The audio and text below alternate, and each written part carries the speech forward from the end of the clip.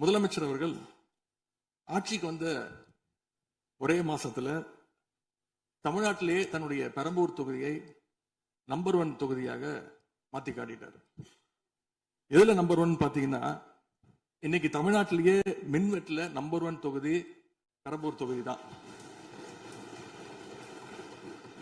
அதுவும் ஆளுங்கட்சிக்காரங்க என்ன தெரியுமா பேசிட்டு இருக்காங்க, அண்ணன் பவருக்கு வந்தா தமிழ்நாடு மாறும்னு பார்த்தோம், ஆனா அண்ணன் கைக்கு பவர் வந்த நாள்ல இருந்து தமிழ்நாட்டுக்கே பவர் போயிடுச்சு அப்படின்னு இன்னைக்கு ஆளுங்கட்சிக்காரர்கள் பேசிட்டு இருக்கிறாங்க. மாண்புமிகு மின்துறை அமைச்சர், மாண்புமிகு பேரவைத் தலைவர் அவர்களே, மாண்புமிகு முதல்வர் அவர்களே, மாண்புமிகு எதிர்கட்சி தலைவர் சொல்றப்ப தமிழ்நாட்டுக்கு ஏதோ மின்வெட்டு இருக்குன்னு சொல்லியிருந்தாரு. நாங்கள் ஒவ்வொரு நாளும் தமிழ்நாட்டில் எங்கெங்க எதனால மின்வெட்டு விழுதுன்னு நம்ம பப்ளிஷ் பண்ணிட்டே வரோம், டேஷ்போர்ட் பப்ளிஷ் பண்ணிட்டே வரோம். அதுல எதனால என்ன காரணம்னு சொல்லிட்டே வரோம். இந்த துறை ஏன் இப்படி இருக்குன்னு நாங்க ஏற்கனவே தெளிவா சொல்லிடுறோம். இந்த துறையோடைய இன்னைக்கு நிதிநிலை அறிக்கையில இந்த துறையில 2.5 லட்சம் கோடி கடன் இருக்கு. அது இல்லாமல் இந்த துறையில எந்தவித இன்ஃப்ராஸ்ட்ரக்சர் டெவலப்மெண்ட்டும் இவங்க கடந்த 5 ஆண்டுகள் 15 ஆண்டுகள் செய்யப்படவில்லை. இது சம்பந்தமாக விரிவான வெள்ளை அறிக்கை விரைவில் வெளியிடப்படும் நம்ம ஏற்கனவே சொல்லியிருக்கோம். அது இல்லாமல் இந்த துறைக்கு கடந்த 5 ஆண்டுகளாக எவ்வளவு பேர் ஆள் எடுத்தார்கள் என்று, எவ்வளவு பேர் வேலைக்கு ஆள் எடுக்கப்பட்டது என்பதையும் நாங்கள் இன்னும் ஒரு சில நாட்கள்ல இதற்கான விளக்கமாக வெள்ளை அறிக்கை நாங்கள் கண்டிப்பாக வெளியிடுவோம். இந்த துறையில் பாத்தீங்கன்னா இப்ப வேக்கண்ட் மட்டும் 70,000 வேக்கண்ட் இருக்கு. இது எல்லாம் சீரமைத்து இந்த ஒரு வாரமாக 10 நாட்களாக மொத்தம் 125 குழுக்கள் அமைக்கப்பட்டிருக்கு. இந்த துறையில நம்ம எதனால இந்த மின்வெட்டுகளை சரி செய்ய 125 குழுக்கள் அமைக்கப்பட்டு 500 பேர் வெளியிலிருந்து கான்ட்ராக்ட்லாம் எடுக்கப்பட்டு எங்கெங்கெல்லாம் மின்வெட்டுகள் இருக்கோ அது சரி செய்யப்பட்டிருக்கு. கடந்த ஒரு வாரமா நீங்க பார்த்திருப்பீங்க, ஒவ்வொரு நாளும் எதனால் மின்சாரம் தட்டுப்படுதுன்னு சொல்லி பப்ளிஷ் பண்ணிட்டே இருக்கோம். பொதுவாக குற்றச்சாட்டுகள் சொல்லுவதை தவிர்த்து விட்டு எங்க ஸ்பெசிபிக்கா எந்த நாள்னு சொல்லிட்டு பெரம்பூர்ல அதான் சொல்றோமே, பெரம்பூர்ல எத்தனை முறை மின்சாரம் தட்டுப்படுச்சு, எதனால தட்டுப்படுச்சு, எவ்வளவு நேரத்தில் அது சீர் செய்யப்பட்டது, சரி செய்யப்பட்டதுன்னு பார்த்திருக்கோம். எங்கெங்கெல்லாம் ஃபியூஸ் திருட்டுக்கு நடக்கப்பட்டதோ அவர்களெல்லாம் கைது செய்யப்பட்டிருக்கிறார்கள். அதே மாதிரி வேற எங்கெல்லாம் சிசிடிவி இல்லாத இடத்தில் இருக்குதோ அங்கெல்லாம் ரோந்து பணிகள் அதிகரிக்கப்பட்டிருக்கு. கடந்த 10 நாட்களாக எங்கெங்கெல்லாம் தேவையில்லாமல் மின்வெட்டுகள் ஏற்படுத்தப்பட்டதோ, ஓவர்ஃப்ளோ லோடு அதிகமாக அனுப்பப்பட்டு அதெல்லாம் உடனடியாக சீரமைக்கப்பட்டிருக்கு. ஒவ்வொரு நாளும் குறைஞ்சது 50 to 55 இடத்துல மின்சாரம் தட்டுப்பாடு அங்கங்க மின்வெட்டு ஏற்படுது.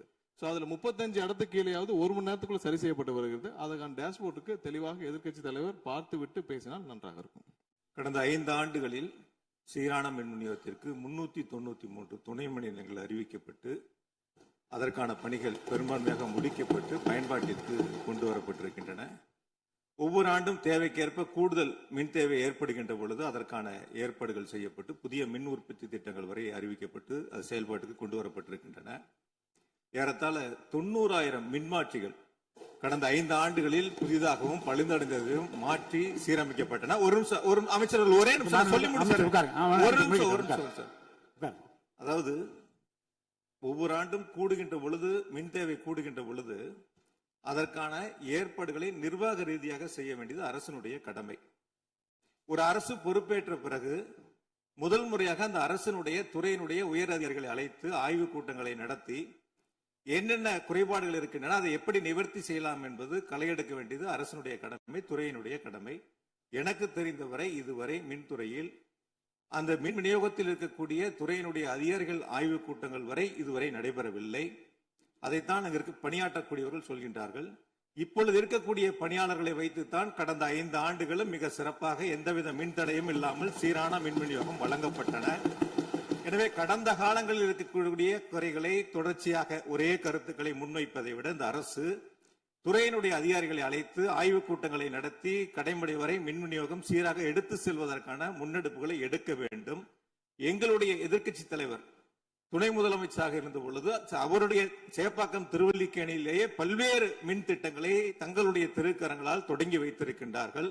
அது அனைத்து தொகுதியிலும் அனைத்து மின் திட்டங்களும் சிறப்பாக கடந்த 5 ஆண்டுகளில் நிறைவேற்றப்பட்டிருக்கின்றன. அதையும் நீங்கள் எடுத்து பார்த்து இனி என்னத்தை நீங்க உங்களுடைய பத்திரிகை செய்தியிலேயே கொடுத்திருக்கிறீங்க.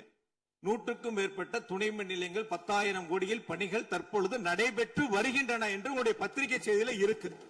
அப்ப இதெல்லாம் கடந்த காலங்களில் தொடங்கப்பட்ட திட்டங்கள். நீங்க எதையும் தொடங்கலன்னு பொத்தாம் பொதுவா சொல்வதை விட்டுவிட்டு என்னென்ன கூடுதலாக நாம் எடுத்துக்கொள்ள வேண்டும் என்பதை கவனத்திலே இந்த அரசு கொள்ள வேண்டும். கடந்த ஆட்சியில் அறிவிப்புகள் மட்டும்தான் செஞ்சிருக்காங்க, எதையும் செயல்படுத்தவில்லை.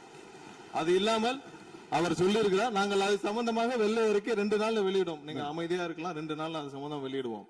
அது இல்லாமல் 90,000 டிரான்ஸ்பார்மர் வாங்கியதாக சொல்லியிருக்கிறார். அதில் 44,000 டிரான்ஸ்பார்மர் வாங்கியதற்கான சிபிஐ வழக்கு பதிவு செய்துள்ளது. அதுல அவங்க வாங்கின லட்சணம், எந்த லட்சணத்தில் அந்த டிரான்ஸ்பார்மர் வாங்கப்பட்டது அப்படின்னு தெரியும். அது இல்லாமல் அதற்கு முன்னால் இருந்த மின்சாரத்துறை அமைச்சர் அங்கே அமைதியா உட்கார்ந்து இருக்கிறார். முன்னால் இருந்த மின்சாரத்துறை அமைச்சர் அமைதியா உட்கார்ந்து இருக்கிறார். இது தேவையற்ற விவாதத்தை எழுப்ப வேண்டாம். 2 நாட்கள்ல வெள்ளை அறிக்கை வெளியிடப்படும். அதற்கப்புறம் மின்சாரத்துறை மானிய கோரிக்கை சம்பந்தமாக அடுத்து மின்சாரத்துறை மானிய கோரிக்கை வரும்பொழுது தெளிவாக பேசிக் கொள்ளலாம். ஏற்கனவே நீங்கள் செஞ்ச எல்லாமே எவ்வளவு தூரம் டிரான்ஸ்பார்மர் வாங்குனீங்க எல்லாமே சிபிஐல 3 வருடம் கடுமையான போராட்டத்திற்கு அப்புறம் சிபிஐல வழக்கு இருக்கு. எல்லாம் விரிவாக மின்சாரத்துறை மானிய கோரிக்கை பேசிக்கலாம். 2-3 நாட்களில் வெள்ளை அறிக்கை வெளியிடப்படும். கடந்த 15 ஆண்டுகளாக என்று ஒரு வார்த்தையை சொல்லியிருக்கிறார். கடந்த 15 ஆண்டுகளுக்கு முன்பாக மாண்புமிகு இதய தெய்வம் புரட்சி தலைவி அம்மா அவர்கள் தமிழகத்துடைய முதலமைச்சராக இருந்த பொழுது தமிழகத்தை மின் மிகை மாநிலமாக மாற்றி தமிழ்நாட்டிற்கு தேவையான மின் உற்பத்தியை விட அதிகமாக உற்பத்தி செய்து அண்டை மாநிலங்களான கேரளா, கர்நாடகா, ஆந்திரா போன்ற மாநிலங்களுக்கு மின்சாரத்தை விற்பனை செய்த மாநிலம் தமிழ்நாடு என்பதை இந்த அவையிலே பதிவு செய்கிறேன். மாண்புமிகு மின்துறை அமைச்சர் ஊடகங்களை நல்ல சிறப்பாக கையாளுறவர், கொஞ்ச நாள் அமைதியா இருக்காருன்னு பார்த்தா இன்னைக்கு இங்கேயும் அந்த முயற்சி எடுத்திருக்கிறாரு. எத்தனை கோடி கடன் இருக்கிறது இன்னைக்கு நேற்று இல்ல, இது சேவைத்துறை, போக்குவரத்துறை, மின்துறை, இதெல்லாம் சேவைத்துறை, லாப நட்டம் பார்க்கிற விஷயம் இல்லை. கடன் இருந்தாலும் பொதுமக்களுக்கு மின்சாரம் சென்று சேர்கிறதுங்கிறது முக்கியமான பிரச்சனை. கடந்த 5 ஆண்டுகள்ல இந்த பிரச்சனை இல்லாம இதே கடனோடு இதே ஊழியர் பற்றாக்குறையோடு தான் செயல்படுத்தினோம். ஊழியர் பற்றாக்குறையை எப்படி சரி செய்வதுங்கிற பிரச்சனை எங்களுடைய ஆட்சி அமைந்த பொழுது கொரோனா உச்சத்தில் இருந்தது, பொருளாதார நெருக்கடி இருந்தது. அதையெல்லாம் படிப்படியாக சீரமைத்து அப்பொழுதுதான் நம்முடைய முன்னாள் மின்துறை அமைச்சர் சகோதரர் செந்தில் பாலாஜி அவர்கள் சொன்னது போல 95,000க்கு மேற்பட்ட டிரான்ஸ்பார்மர்ஸ் அங்கங்க நிறுவி இருக்கும். அது எல்லாமும் போட்டோ எடுத்து அவர் எல்லாத்தையுமே ரெக்கார்ட் பண்ணி வச்சிருக்காரு. வேணா உங்களுக்கு அதெல்லாம் கொடுக்குறோம். சட்டமன்றத்திலும் எல்லோருக்கும் வழங்கப்பட்டது.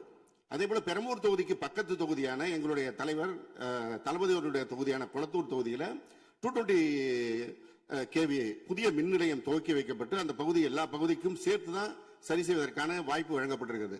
போய் நீங்க கொஞ்சம் ஆய்வு பண்ணுங்க. அடுத்தது ஃபியூஸ் கேரியர் திருடு போனதை சொன்னார். ஒரு சிறப்பான காட்சியை வெளியிட்டார். பகல் நேரத்தில் சிறப்பான வெயிலில் ஃபியூஸ் கேரியர் திருடப்படுகிறது. அப்ப திருடு போனது ராத்திரிக்கு தான் கரண்ட் ஆஃப் ஆகுது. எங்கேயோ சர்க்கியூட்டை கரெக்ட் பண்ணி வச்சு அதுல டைமர் வச்சிருப்பாங்க பாருங்க. இங்க போடுங்கன்னா ராத்திரி 7 மணிக்கு மேல தான் அங்க கரண்ட் ஆஃப் மாதிரி டைமர் வச்சு ஃபியூஸ் கேரியர்லாம் புதுசா வந்திருக்குதாங்கிறது எங்களுக்கே சந்தேகமா இருக்கு. பேரவைத் தலைவர் அவர்களே கொஞ்சம் இருங்க. ஒரு புகார் சொல்லுகிற போது இந்த ஃபியூஸ் கேரியர் முன்னவர் மாண்புமிகு பேரவைத் தலைவர் அவர்களே, முன்னாள் மின்துறை அமைச்சர் விளக்கத்தை சொன்னார்.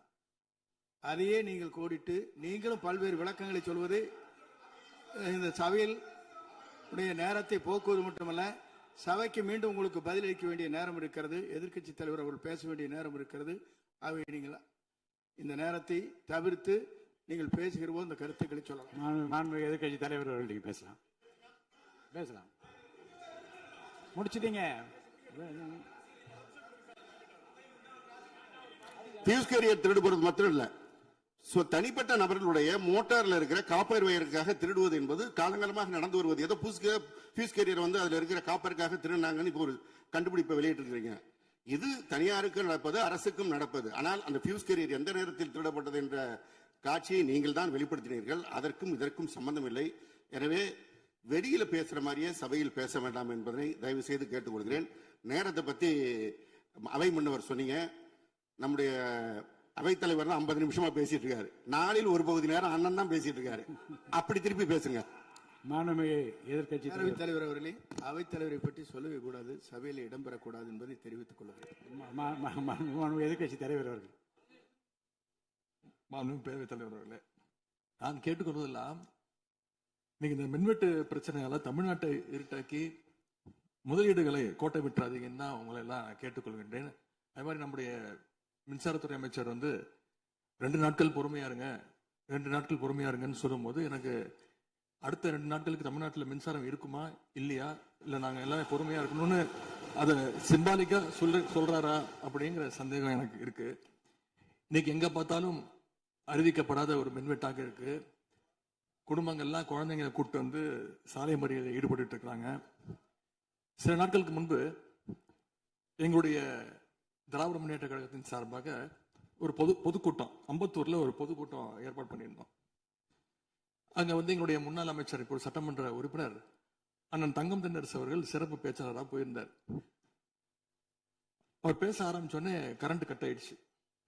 30 நிமிஷம் வரைக்கும் காத்திருந்து நாங்க என்ன பண்ணிட்டோம், பொதுக்கூட்டத்தை அரசுக்கு எதிரான ஒரு ஆர்ப்பாட்டமா மாத்தி, கரண்டே வரல, ஆர்ப்பாட்டமா நடத்தி முடிச்சிட்டோம். அது மட்டும் இல்லை, இன்னைக்கு தமிழ்நாட்டில் பல்வேறு இடங்கள்ல, திருவண்ணாமலையில கிரிவல பாதையில மக்கள் போறப்போ தினசரி பவர் கட் பண்றாங்க. அவங்களுடைய பாதுகாப்பை இன்னைக்கு ஒரு மிகப்பெரிய ஒரு கேள்விக்குறியா ஆக்கி வச்சிருக்கு இந்த அரசு.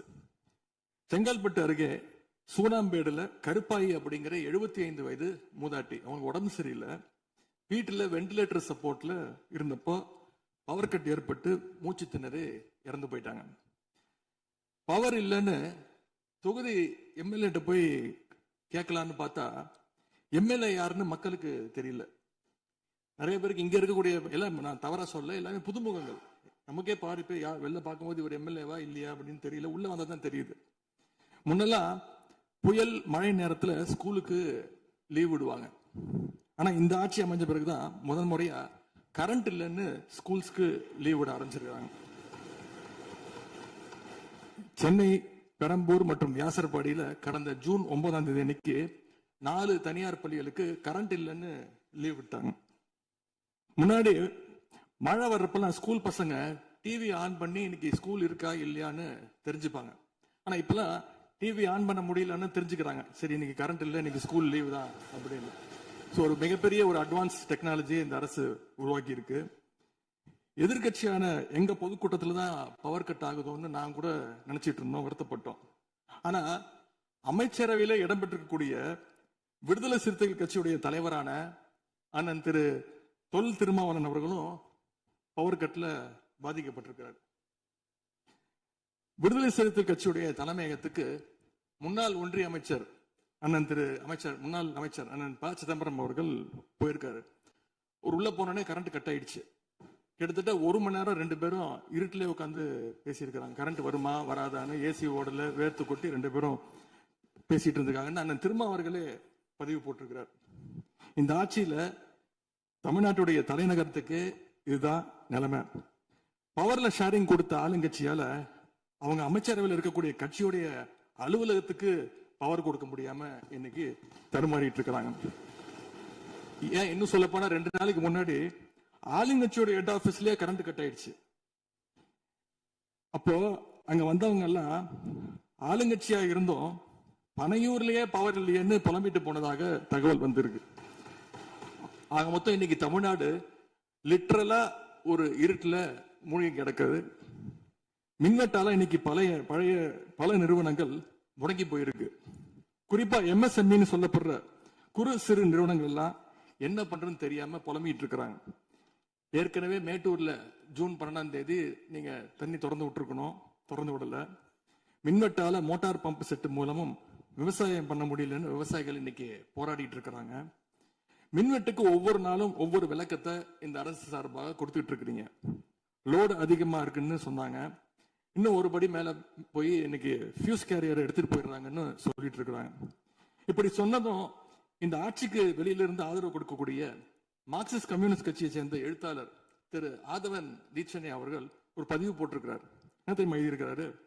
கேரியரின் உச்சத்தில் ஆரம்பித்து டிஃபன் கேரியர்ல போய் நின்று இன்னைக்கு ஃபியூஸ் கேரியர்ல முடிந்திருக்கக்கூடிய ஆட்சி அப்படின்னு திரு ஆதவன் தீட்சணி எழுத்தாளர், மார்க்சிஸ்ட் கம்யூனிஸ்ட் கட்சி அவர் சேர்ந்தவர் பதிவு போட்டிருக்கிறார். பவர் கட்டுக்கு இவங்க சொல்ற காரணங்கள் எதையுமே மக்கள் ஏத்துக்கலன்னு தெரிஞ்சதும் இவங்களோட வழக்கமான ஒரு ஆயுதத்தை கையில் எடுத்துட்டாங்க. என்ன தெரியுமா அது ஆயுதம்? எல்லாத்துக்கும் திமுக தான் காரணம் அப்படின்னு சொல்றது. இப்ப பவர் கட்டுக்கும் திமுக தான் காரணம்னு சொல்ல ஆரம்பிச்சுட்டாங்க. இப்படி பழி போடுறதுல காட்டுற வேகத்தை பவரை மீண்டும் கொண்டு வரதுல காட்டினா கொஞ்சம் சிறப்பா இருக்கும். எங்க ஆட்சியில ஏற்படாத மின்வெட்டு இந்த ஆட்சியில தொடர்ந்து இவ்வளவு அதிகமாக ஏற்பட என்ன காரணம்? அரசுடைய நிர்வாக திறமையின்மையா, இல்ல உண்மையிலேயே ஏதாவது டெக்னிக்கல் இஷ்யூஸ் இருக்கா? அப்படி ஏதாவது இருந்தா அதை தீர்க்க இந்த அரசுக்கு இன்னும் எத்தனை நாள் தேவைப்படும்? இந்த நிலைமை தொடராம இருக்க என்ன நடவடிக்கை எடுக்க போறீங்கன்னு முதலமைச்சர் அவர்கள் தன்னுடைய பதிலுரையில சொல்லணும். ஒரே ஒரு ஆறுதல், ஒரே ஒரு மகிழ்ச்சியான செய்தி என்னன்னா, ஆளுநர் உரையின் பொழுது சட்டமன்றத்துல பவர் கட் ஆகல. அதுக்கு இந்த அரசை பாராட்டலாம்னு நான் நினைச்சேன்.